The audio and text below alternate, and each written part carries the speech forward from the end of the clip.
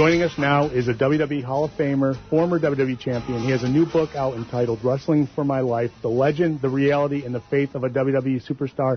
Let's welcome Shawn Michaels back to Rochester, New York Airways. Thank you so much for the time today, Shawn. Oh, appreciate you guys giving it to me. Thanks for having me. Well, not a problem at all. How is the book different from the first one you put out, Heartbreak and Triumphs? Was it hard not to relay the same stories? Well, no, because the first one was obviously wrestling dominant and was written more so for the wrestling fan and centered around the wrestling part of my career and again, accomplishments and yada yada yada. The second one was geared much more. Yes, my career is in there because ultimately it has to be because it was such a big part of my life. But it's looked at through the lens of my faith and obviously wanting to again be certainly open and honest about again just everyday struggles, everyday normal things that have absolutely really nothing to do with again the fact that your job is being a wrestler in the WWE, but again dealing with more reality based situations that a guy like me goes through, and so really I felt that this was the one that I really wanted to do. My faith and my family are a big part of my life, but they obviously never get the spotlight because the job with the WWE, understandably so, always sort of takes the spotlight. It always takes the emphasis of and the forefront of darn near every conversation. So this was one that I wanted to do to shed light on really the two biggest and most impactful parts of my life, which are my family and my faith. Shawn, I've got the book here in my hand, and just taking a look through it, do you have a main takeaway? Obviously, you've got quite a story of what you've gone through, what you've triumphed past, and the message you want to send to guys in the WWE locker room coming up. But is there a main takeaway maybe that you hope that the readers and the wrestling fans take away from this book? Well, I think again, it's hoping that if you're someone like me that feels like you're at a crossroads or having struggles, the biggest thing and one of the biggest struggles we often have with ourselves is being open and honest with ourselves and having that looking in the mirror moment. And that's hard to do with all of the worldly things that are going on around us. And there's very little emphasis put on that nowadays. Your career and success and being popular, all those things sort of take the forefront. And rarely do we take the time to sit back and look into those areas that we can be better in or areas that we're failing at. So I'm just hoping that maybe someone is in a similar situation that I was in feels like they can be a better husband or a better dad or a better employee, whatever the case may be. Take that time and be open and honest with themselves and the people that love them about that. Very good. Shawn, now I love the book. I read it, and every time I'll say two things. One, is that the Ric Flair watch, the retirement watch on the cover? I was just curious about that.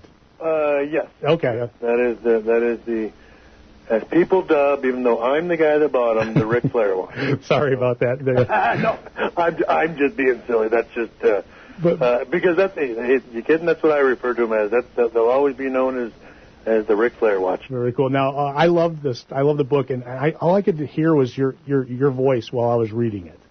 I've heard your voice in my head continuously as I read it, so it's like it really impacted me as I was reading it. I guess maybe I'm just used to your voice a lot. I don't know, but I just heard it coming out of you. So I think that it's a great book, and definitely people should pick it up. And anyone else ever mention that to you, that they could hear your voice while they're reading it? Well, I'm going to say this, and it was one of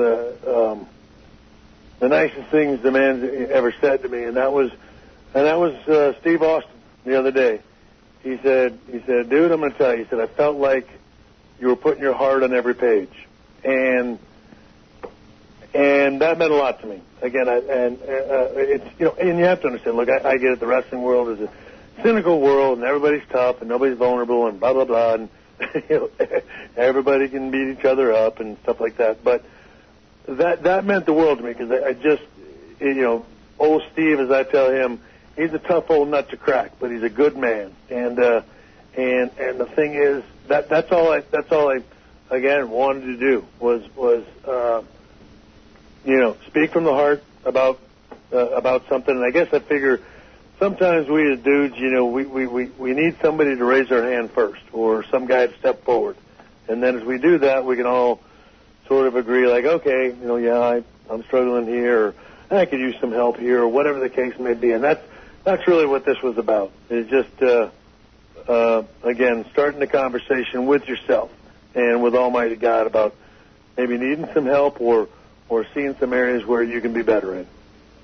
Shawn, I guess when I take a look at this book, and obviously you've got a foreword in here from Triple H, did you ever anticipate that in 2015, you would be seen as, this mentor person who I think is a great inspiration for a lot of the younger talent, as I mentioned earlier, and Triple H, Paul, with what he's doing with the WWE and kind of transforming the developmental and everything. Did you ever see you two guys in this kind of spot in 2015 as kind of a leader and mentor when you look back, maybe 20 years ago when you guys were on top of the business?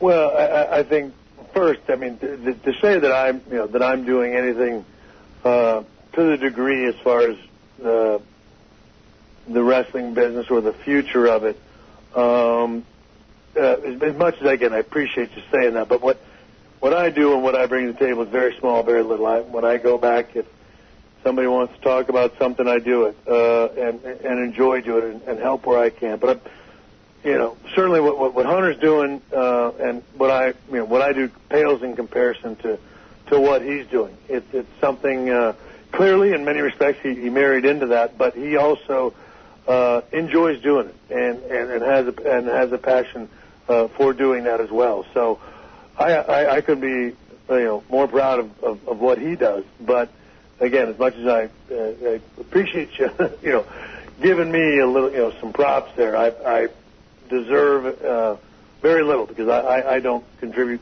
to the future of the WWE nearly to the scale he does. And answer your question, no, I did not see him doing that. Certainly when we first met, obviously when he and Steph got married, you knew that he was going to have an influence on the wrestling business and the future of it. But even then, I don't think you grasp the impact and the responsibility that he's going to have. And so I can tell you honestly, it's one of those things you go, didn't see that coming. Now, I will say, there's so many of these guys down at NXT who see you as an inspiration to get into the business. There's so many people in the business now, some of the young guys in WWE, who saw you as an inspiration. So you do have some sort of part in this whole thing, because what you did in the ring... the legacy speaks for itself. Yeah, without a doubt. Yeah, well, no, and I appreciate that. And so certainly, don't get me wrong, I do know that again, a number of the young guys, watched me when they were young. I am their Flair version of what Rick is to me, and certainly that is again an unbelievably flattering place to be. I simply meant in terms of me paying it forward. I'm rarely there, and so I can be of little help to them in that respect. But certainly no. As far as inspiring them or helping them to believe that they have a chance, that they can make it because I did, given my size or my attitude or whatever the situation is. No, I'm very, very appreciative and flattered by that. Well, Shawn, I want to thank you for coming and joining us today. We did talk to you once before. I think it was a couple days after WrestleMania 29. I think you were you were down at a Daytona race or something. Our NASCAR race, and we talked to you briefly, but I don't know if you remember that. But anytime you're free, you want to come on there in Rochester. We're on Saturday mornings. But I want to let you know the new book is entitled Wrestling for Life, The Legend, the Reality, and the Faith of a WWE Superstar by Shawn Michaels with David Thomas. It's available everywhere. Get a copy. Thank you, Shawn Michaels, for the time. Best of luck with the book, and hope we see you at WrestleMania 31 in San Francisco. Maybe backing up your buddy there, Triple H. Well, if I am, it'll probably be a last-minute phone call, but... Nothing going on yet, but I thank you guys so much for the time and really appreciate your help with the book. I thank you guys. Not a problem at all. I loved it. Thank you so much. Just